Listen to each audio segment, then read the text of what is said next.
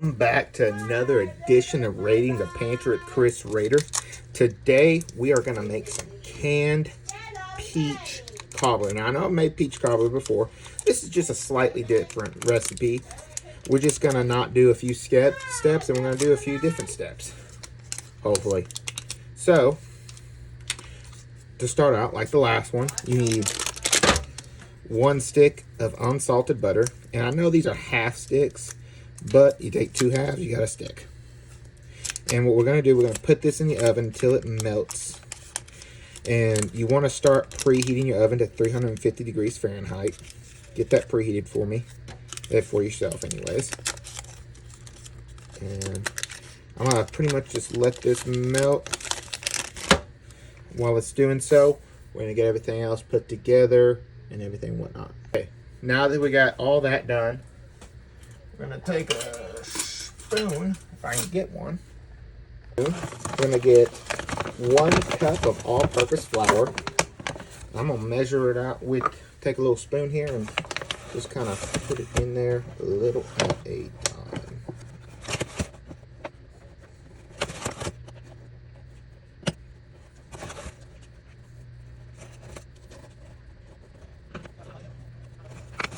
Okay, there's 1 cup of flour.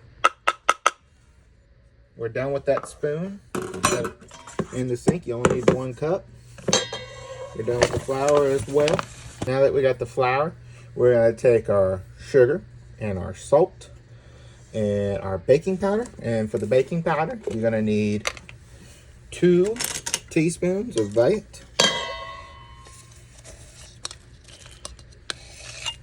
1, 2.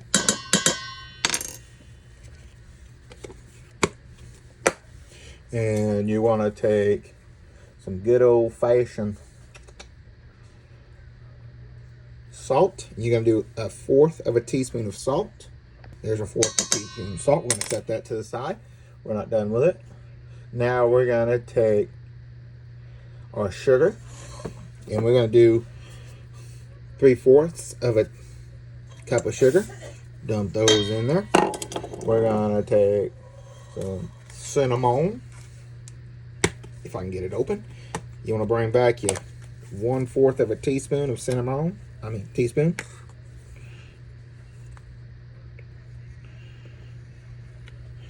And I'm going to do 1/4. And actually, you know what? I'm going to do 2/4 so you can adjust the cinnamon how you want. For this one, I'm going to do 2.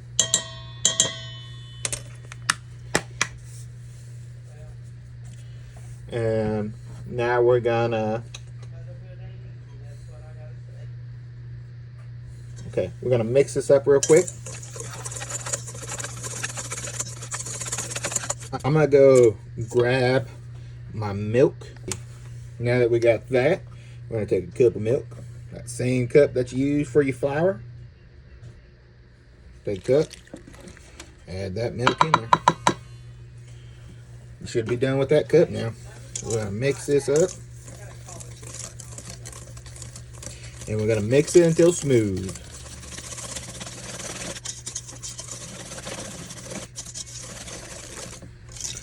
This is kind of a peach cobbler recipe that you can do when peaches aren't really in style. This is one that I recommend to do. From what I hear, it is pretty tasty. This is my first time trying it. I have made it once before. I had a lady who wanted some peach cobbler, and she wanted me to make it for her Christmas party. I didn't get to try that, unfortunately.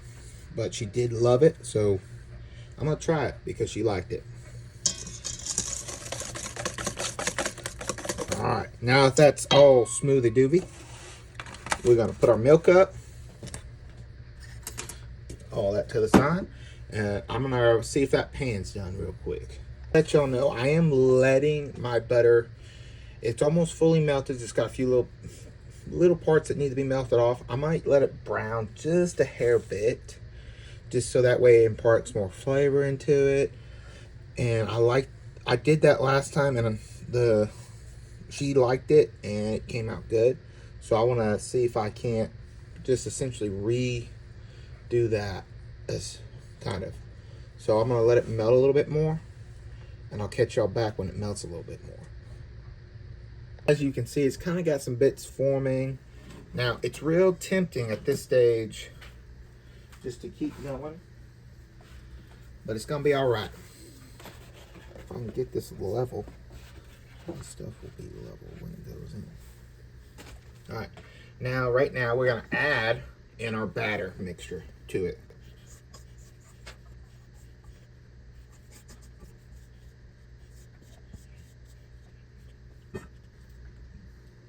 All right, now that's been added, I'm gonna scrape that off. All right, I'm gonna move my batter around a little bit just inside the pan. You can kind of go a little extra heavy on this, so you could double technically if you like a real thick batter in your peach cobbler, which next time I will 100% be doubling it, just because this is a little bit easier than the other one. There's no really wait time like you have with the other one. By the way, for the peaches, you want to get the natural syrup, so essentially just the juice from the syrup. You want these kind, essentially juice and fruit juice. So you want that type particular. Now I think because you're gonna make it too sweet if it has extra additives. And we're gonna take the syrup and all that's inside of it and do it. So it calls for a smaller can. I'm obviously using more than what it's gonna call for when you see at the end of the recipe, but that's okay. And we're just gonna slowly add in our peaches. You just wanna get them all around.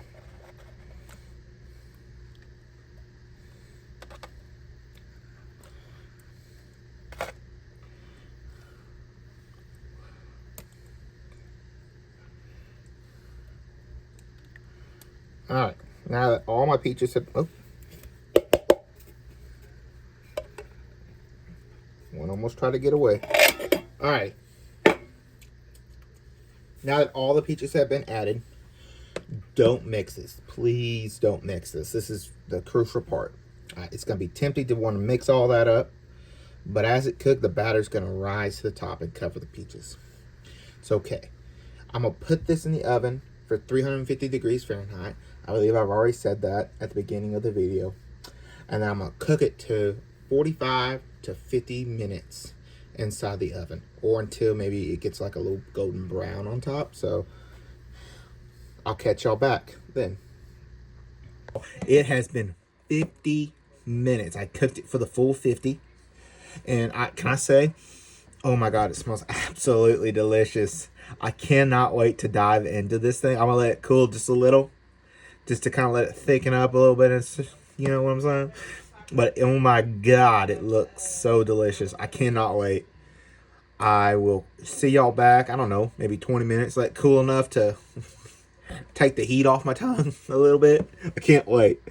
I'll see y'all back in 20 minutes. It is cooled enough to where I think it won't burn the living H out of my tongue. So let's get a little corner here. Ooh, hoo, hoo, hoo. Okay.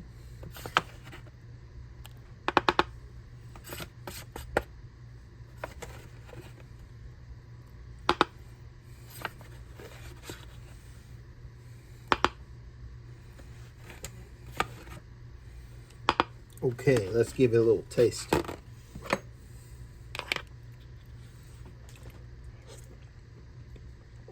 Ooh.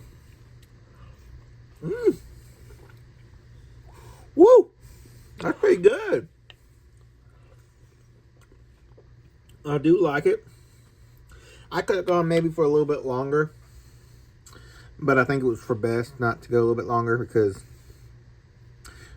if that gets any darker, it's just burnt. But it is good. Next time, I got another can of peaches. Go a little extra on the pie. So I'll just double everything, and then I'll make it. But 100%, 10 out of 10. Recommend you try it.